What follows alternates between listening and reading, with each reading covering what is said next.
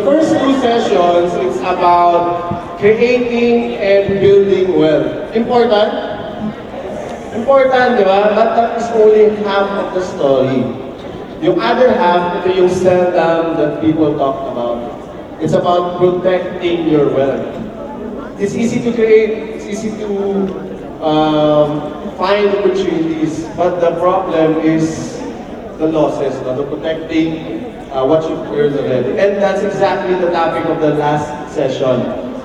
So protect your wealth, avoid the 6 mistakes investor make.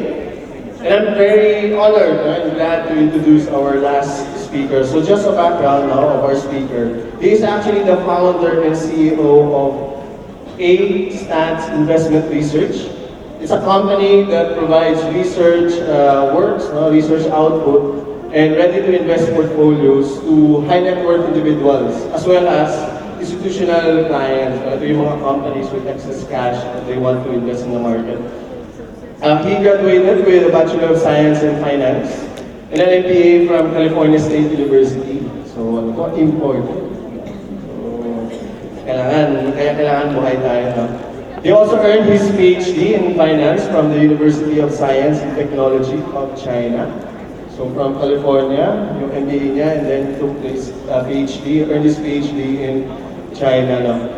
He has over 20 years of experience as a financial analyst and 25 years as a lecturer from various universities in Thailand. He was actually voted the #1 analyst in Thailand Institutional Investor Magazine, All Asia Research Team Report. Aside from that, he is also an entrepreneur, angel investor, and an author. So without further ado, let me call on stage Dr. Andrew Stats, CFA. Thank you very much. Oh, I'm so tired. No way. No sleeping today.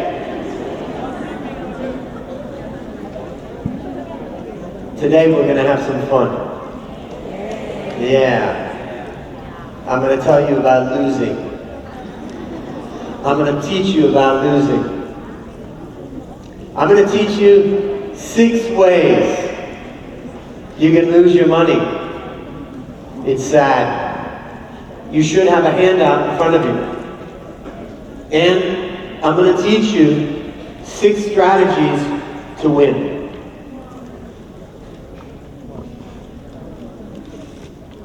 Whoops, my clicker is a little slow. Hold on.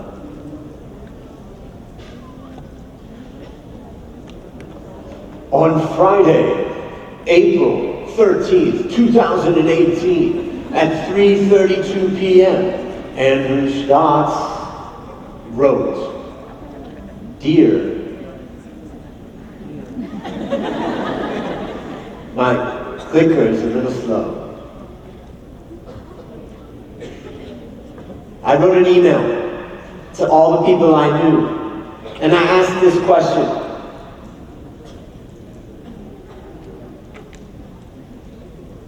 I want to teach my university students how to reduce investment risk to help them avoid the common mistakes they would likely make in investing. I'm referring to all kinds of investments that they could make in life, like investing in stocks, unlisted businesses, startups, relationships. I sent this email out in April of 2018, and I continue to say, can you help me by answering the question, what was your worst investment, and what did you learn from it? The answer can be anonymous. I don't need to know the exact details, just the story. And I will not use your name. Have an awesome day. I sent that email out to everybody I knew.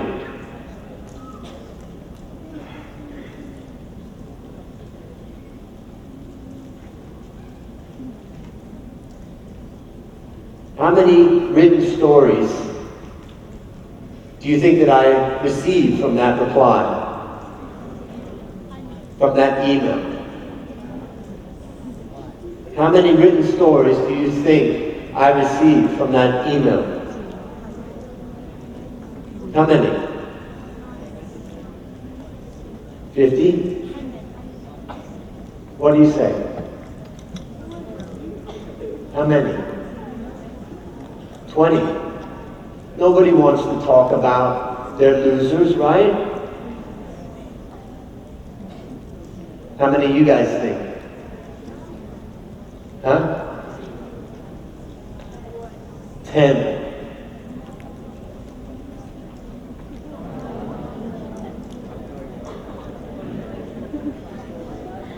I received 500 written stories from that one email. And this can teach you a lesson, that just one question can change your life. It changed my life. Because when I saw that 500 people had a story of loss, I knew I had asked a great question. So that was April 2018. By July 2018, I had launched my own podcast using those stories. Since then, I have published more than 130 interviews of many different people, including one person from the Philippines. Michael Garcia. He's one of my podcast guests. Can you guys get the computer closer so that the clicker clicks? See if you can do that. So,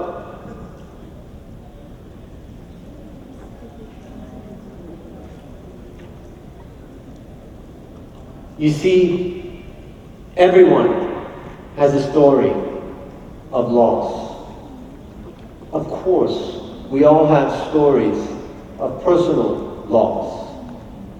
Loss of friends, family, mother, father. But investment loss, if you haven't got it yet, you will have it.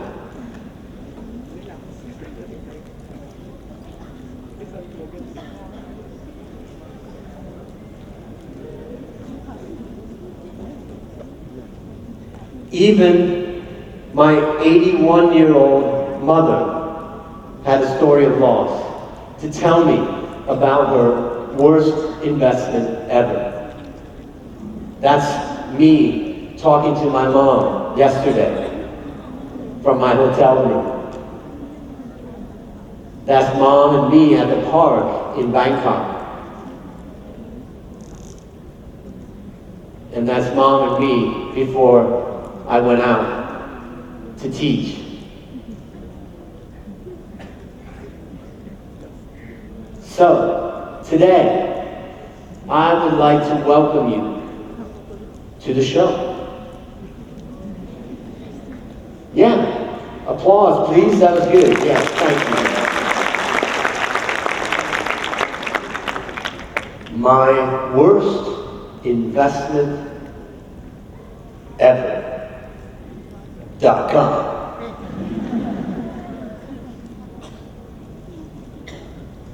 Somebody put a note in there. Andrew, remember to put on your radio voice. Hello, fellow risk takers, and welcome to my worst investment ever. Stories of loss to keep you winning. In our community, we know that to win in investing, you must take risk, but to win big, you've got to reduce it. My name is Andrew Stotts from A. Stotts Investment Research, and I'm here today. I will present the stories of 6 different guests on the show. Yeah, dear audience, here comes my first question from the podcast. Are you ready to rock? Yes! Oh, one more time, are you ready to rock? Yes! Okay, I like it. That's my first question. We got to get the energy up, right? All right. So now,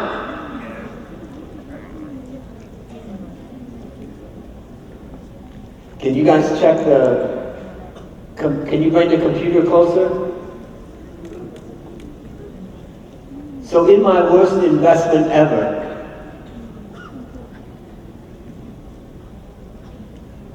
hold on, let's see. In my worst investment ever, we learned to create, grow, and protect our wealth. So in front of you, you have a card that I brought for you. And on that card, we're going to go through the 6 ways that people lose their money.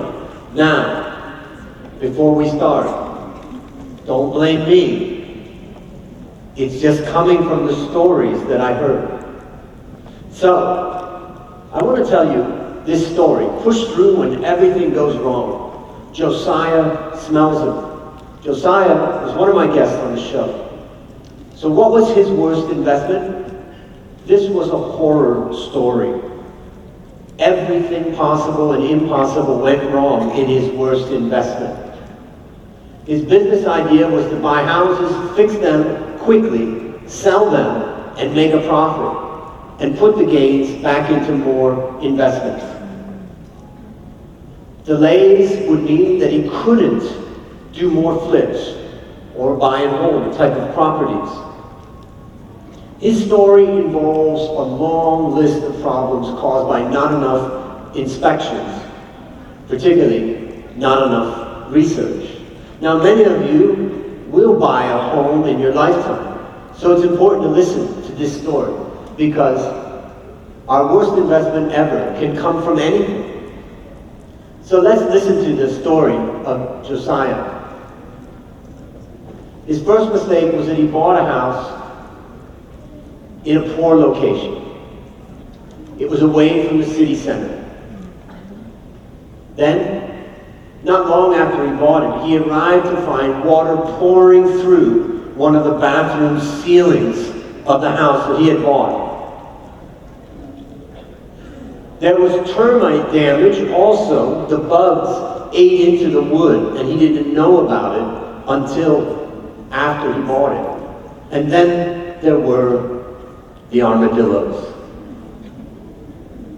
Have you ever seen an armadillo? That's an armadillo. You see, he was walking in the yard and he found that the ground was very soft. And he wondered what was under the ground. So he called in someone and he found that the house had armadillos under the ground. Not just one, but many, many, many, many armadillos. So he had to try to get rid of these armadillos. Of course, he didn't kill them, no. He hired somebody to remove them and put them back into the woods. So he had them all removed.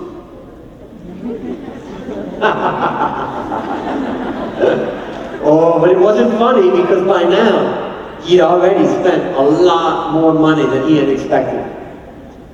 After he got rid of the armadillos, the house was ready for his first client to come see it. So he brought the client to the house. But when he arrived, the first client saw that the front yard was swarming with hornets, like bees. You know, hornets live underground. It turns out that armadillos eat hornets. When he got rid of the armadillos, the hornets came out. No sale. On another day, a water pipe broke. Water flooded the whole house. Next, he discovered that in the back was a septic tank under the ground that he didn't know about. And he was required by the government regulation to inspect it and clean it. And after that, the prospective buyer demanded more inspections by this time. You see, Josiah didn't do his research.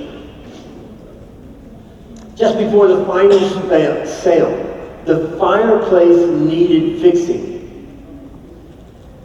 But when he was fixing it, only hours before the final inspection, you know, the fireplace is full of black soot, black charcoal. Well, an accident blew the black soot all over the inside of the house. He had only hours before the buyer arrived and he had to rush to try to clean up the house. So what can we learn from Josiah? Well, this is a case study in the concept of opportunity cost, meaning the cost of lost time. He lost only $20,000, which was small for him, but it took too long. It took 6 months to sell this house. And he had to stop his investment business that he had to take care of this house. The deal set him back from achieving his goals. His actual loss from the lost time was more like hundreds of thousands of dollars. And it all came because he didn't do his research. So, when you're looking at a house or any investment, in this case, get multiple inspections. Look at it from multiple different angles. Also, be wary of expensive properties when you get older and you look at buying a property, in particular if you're trying to sell that property, because this particular property was a high-end property. Nowadays, Josiah avoids getting involved in these types of flips of these expensive houses because as you go up in price, there's less buyers. So, now, what can we learn from this? Let's go to our card. Failed to research the investment. And I want to put in here, I want you to write down research the return on the second line, because that's what you're going to do to prevent yourself from losing.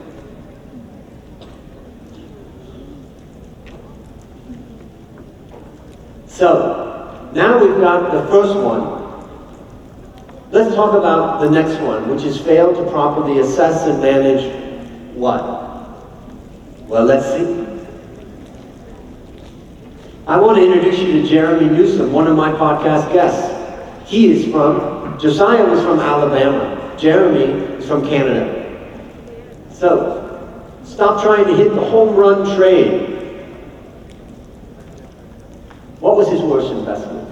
Jeremy saw Forrest Gump, the movie, and he saw that Forrest Gump got rich in the movie by buying Apple stock. So he told his dad, let's do it. Let's buy some stock. And he had an early win when he was investing in the stock market. Then, at the age of 21, he got excited by the hype around investing in silver. He asked his dad for more money to try to win again, this time investing in silver. Unfortunately, he bought silver, as he says, about 15 minutes before the peak. He was chasing it up, and he bought it right at the peak. To make matters worse, because he invested through a derivative instrument, not through the actual silver, if he had bought silver, it could have fallen, and he would have lost, but he still has some value. But he bought a derivative instrument. And that derivative instrument went to zero. So he lost 100% of the money. That was his second biggest trade. Now, but what Jeremy shared next in the podcast interview is what knocked me out.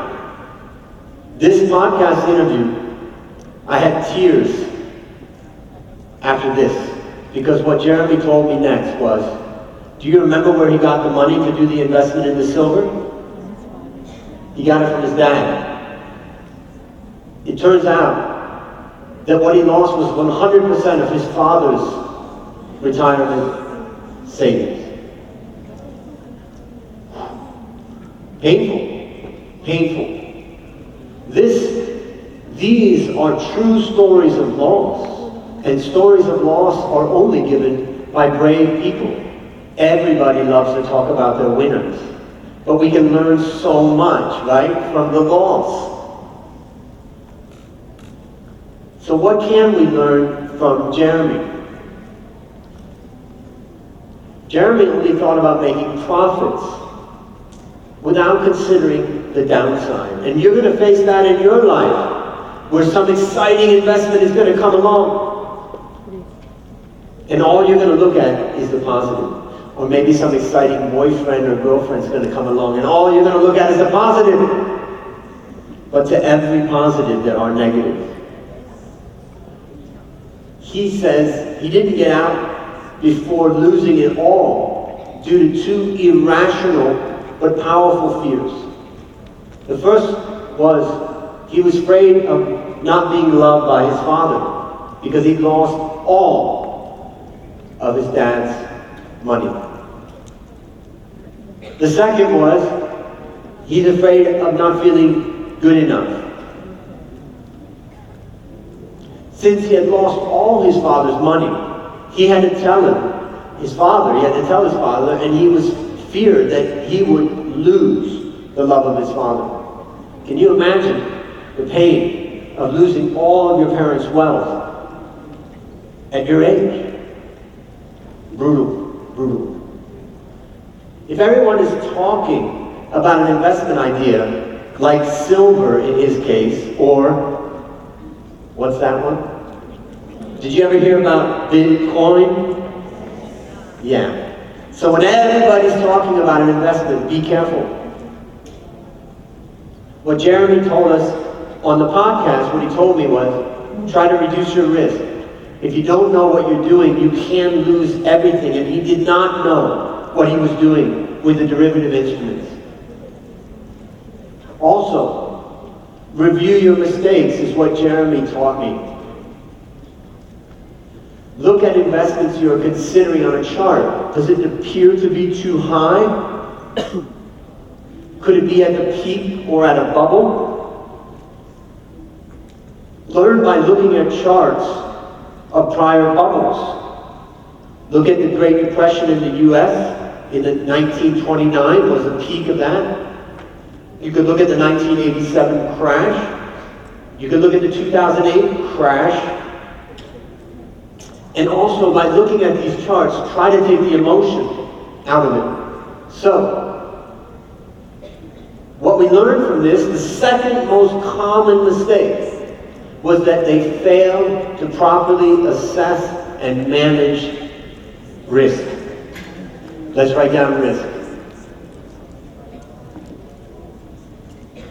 And that means also, your job is to assess risk and start with a small position. Never forget the story of Jeremy, that he put all of his father's money into one investment. Bad idea. Start small. Great lesson that we can learn from Jeremy. Now let's continue. Let's go on with the third one, driven by emotion or flawed what? I want to introduce you to Morapon, or Jim. He's a Thai man that has worked in the US and Thailand, and the title is Apply Behavioral Finance Principles to Make Better Decisions. So let's look at it. He wanted to sell his stocks of his portfolio of US stocks, which had made considerable gains. So his portfolio had gone up a lot. He made a lot of money, but he didn't want to hold the US stocks anymore. So in mid-2015, he became obsessed with the idea of investing in volatility, meaning investing in the fact, is the market going to be more volatile or less volatile in the future? So he started to do research about how he could put his money into trading this volatility. Through his research, he found an instrument in America called an exchange-traded note, and he found that this was his best way of investing in the volatility. With confidence, he invested 50% of his money. That's already a lot, right? We've just learned previously from Jeremy to start slow. But he invested 50% of his money, convinced that volatility had found a bottom. And his theme was supported by his own research. So he didn't make the mistake of not researching. After 4 months, his investment fell by 40%. So, what did he do? He did more research and he decided to put the remaining half, the other 50% of his money, into this falling investment. How could you do that? But he did it because he thought his research was so good that the market is wrong. The market's falling, eventually it's going to start rising. He proceeded to lose the first 50, so the first 50% was gone because it kept going down. Then in early 2017, he gave up and he sold everything. He had a large amount of money he had gained in the stock market from the 2008 period till 2015. By the end of this story, he had lost about 70% of the original money. Gone. So what can we learn? What he did right was, he started with a good investment plan. And he read research that supported his idea. He kept on reading and learning, but only his side of the story. He stuck to his bet when the market was going against him. He didn't question this. He believed he was right. And sometimes we can be terribly wrong. He ignored the market, thinking that ideas opposing his idea were just people selling research. He didn't trust it. So learn to reduce overconfidence bias is what we can learn from this, no matter how much you know or how successful you've been in the past. Don't practice information selection bias. That means only selecting the information that supports your idea. Include information, all information, especially when it's a real serious stop-or-go moment. Listen to the market. So let's say that he was driven by emotion or flawed thinking. So write down and share your thinking before you're buying it.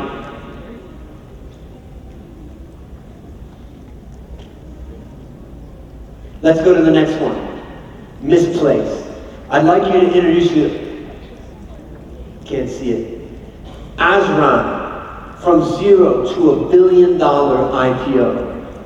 So Azran pioneered the long-haul, low-cost airline model when he was founding CEO of AirAsia X.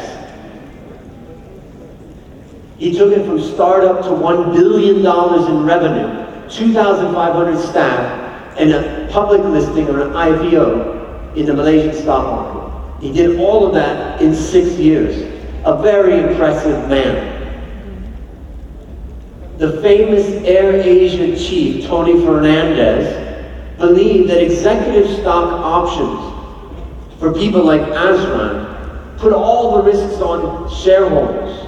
So, in 2007, he encouraged Azran, as CEO, to invest his own wealth rather than be awarded stock options in AirAsia X. Azran put in what he had, but it wasn't enough. So Tony Fernandez, in this case, encouraged him, and Azran ultimately followed it, and he borrowed money to buy the shares in the company. To this day, Azran still believes in having skin in the game. This is the idea that you should be able to own a share of the business if you are a manager.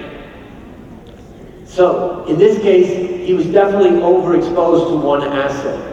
Later, prior to the IPO, the investment bankers encouraged him to borrow more money and put his shares up as collateral so that he could borrow money to buy the shares in the IPO. They said to him, the fact that you are also buying an IPO price will look good for the other IPO buyers. Good news. It all worked out because the IPO time, he made a 6 times return. Wow, that's big on paper. By 2014, the management team had thoughtfully but aggressively invested all of the $300 million they raised through the IPO in doubling the company's fleet. That was a massive risk. It was a big bet. Then they doubled down on the strategy targeting China and Australia. Then tragedy struck. 3 airline disasters, many lives were lost. MH370 in 2014, MH17, and QZ8501. Tragedy. All this tragedy brought AirAsiaX into loss, and eventually Azran resigned. In the end, he suffered a personal 7-digit US dollar cash loss. The management team failed to factor in, and here's what we can learn: the risk of allocating the funds they had raised to double down on the new airline model. Also, this attracted newcomers into the industry. Also, the first 2 tragedies were at other airlines. It wasn't even their airline, but it still impacted them. And of course, the knockout blow was the AirAsia crash. He trusted the advice of his mentor, and he leveraged himself going into the creation of AirAsiaX. He trusted the advice of the investment bankers, and he also trusted in the strategy he and his team came up with. So you want to avoid or minimize personal debt throughout your career. Be wary of what banks or investment bankers tell or advise you. They receive fees and commissions even if your business suffers. And have a backup plan. Every organization or individual should have a plan B. So what have we learned? Misplaced trust. Trust no one with your money. That is your starting point. Eventually you can build trust, but nobody is going to take care of your money like you will. So let's go on to the 5th one. I'd like to introduce you to David Stein. And David's worst investment ever happened as he was transitioning into retirement. He was a senior professional in the financial field. He visited a hedge fund offices, and this company obviously can trade in many assets. The trading area was buzzing with excitement. He got so excited himself that he got interested in trading. So, despite some considerable study and his lengthy experience in investing, being a trader turned out to be a lot harder than he expected. Now imagine if you want to be a trader. David's got 20 or 30 years on you, and he found it hard. Be careful. It's an important message. You've got to have experience and start slow when you're in trading. Most people know nothing when they start. So, if a financial expert finds trading hard, how do you think you're going to be? Oh, I'm going to start trading Forex. Did you ever hear anybody say that? That's one of the most common scams out there. So, one day he had enough and he stopped trading altogether, having made little profit. But he forgot to close a trade he had set to automatically buy silver when it fell to a certain price. The silver price continued to fall and eventually hit that price. So the order was executed and automatically bought silver. By the time he had realized what had happened, he had lost $25,000. And according to David, what made it worse for him was, I should have known better. So, what can we learn? Don't be a trader. But if you must, start with a very small amount of money and be prepared to lose all of that. Trading is speculating. In the beginning, use shadow or paper portfolios. Don't risk real money. So, what happened? He failed to monitor his investments. So you must regularly monitor and review your investments. The last one. Oh, what is this? Invested in a what company? Invested in a what company? Huh. Okay, that's what it is. I'd like to introduce you to Viola Llewellyn. Learn to embrace failure. This is a tough woman. Viola and her business partner created a startup company to provide funding for small and medium-sized businesses in Africa. It's much needed. They had broad support for their funding revolution and their app. It was a great idea. After much marketing activities at conferences, they found a big investor. But when the investor was supposed to inject the $12 million, the money never showed up. Her prospective customers, small business owners in Africa who thought they were going to get money, saw their dreams shattered. And Viola had to face them and deal with all that disappointment. This was very painful. She and her business partner had expected that if an investor committed money, they were assured to receive it. But just because an investor commits money doesn't mean the money arrives. Her personal costs included great pain and damage to her husband's savings and investment accounts. And the fact that government was involved, the big four accounting firms were involved, and because she was a woman and an African woman, she felt like there was so much at stake. So, strive for a level of authenticity in yourself that you can call on when things go wrong. Don't be afraid to explain what's going on. Be upfront about what everybody is facing. Don't surprise them. Tell them what you're dealing with. People can tolerate and can forgive a bad outcome if you're straight with them at every stage. The way to do that is to build trust with customers and all stakeholders and maintain transparency through any crisis period, and that is what Viola taught me. So, invested. The 6th most common ways that people lose money is that they invested in a startup company. So, allocate only what you can lose to a startup company.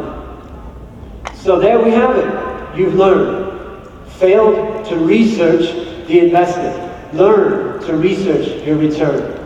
Failed to properly assess risk and manage it. Assess risk and start with a small position. Driven by emotion or flawed thinking, write and share the thinking that you had before buying. Misplaced trust. Trust no one with your money. Failed to monitor the investment. Regularly monitor investment and review. And finally, invested in a startup company. So ladies and gentlemen, you have got the lessons that I have learned through the podcast. For those of you who want to apply for the scholarship, I've included a barcode at the bottom of that card. And if you don't see a barcode, you can just go down to this link that's at the bottom, and you can also go there. That's where the barcode goes. So, thank you for your time, and I'm glad to be able to share these stories of loss. Wow. Thank you, Dr. Andrew, for that very refreshing and lively session. And to facilitate your Q&A session, let me call on your moderator, Sir Luis Sazon, a senior from UB Diliman. Hello everyone! So I just want to introduce myself. I'm Luis Sazon from UP Diliman. I'm part of UP Junior Finance Association, and I'll be here to facilitate the Q&A portion. So let's sit down. Yeah. So you talked about a lot of the failures of the people. We just want to know, how are they doing now? How did they get over these losses? Well, most of these people have become very successful in their lives. And they became successful from what they learned from their loss. So, most of them have very successful lives. But they learned big lessons from these losses. Another question we would like to ask is, what is your worst investment? That's secret. I think I only tell that to my valuation masterclass scholarship students. No, my worst investment ever was a friend of mine came to me with an idea of doing a startup company. A fintech, not a fintech, but a tech, a high-tech startup company. And I liked my friend is very smart, I trusted him, and we started this company. And over time I realized that it's not enough to have trust. It's not enough to have a good idea. You have to have execution of that idea.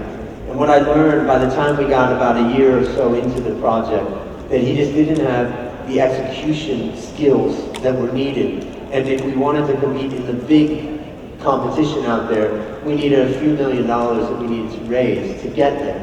And in the end, I didn't feel comfortable going out to investors telling them to put their money in it when I knew that I didn't think he could handle it. And the end result is that we had to shut down the business. And I lost $500,000.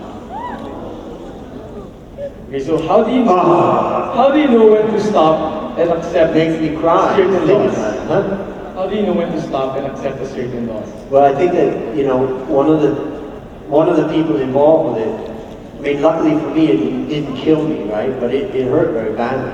But one of the people involved in it was really, what he always said was he was impressed that when I set the deadline, once I realized, like, we need to get to this milestone, or else we're not going to be able to do this. When I set that milestone, it was about 3 months. And I monitored and fed back, but I never changed from that milestone. And at the end, I had to execute and close that business. And so I think you have to be disciplined when you're facing loss, because yes, you're going to have loss. But you know, the fact is that it's more important in life of investing.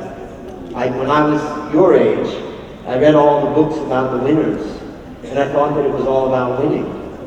But what I realized is that it's more about not losing than it is winning. You'll have your winners. But if you lose, you won't have the money to put into the market. So it's more important not to lose than it is to win. And that was upside down in my mind when I started at your age. Okay, thank you very much, Steve.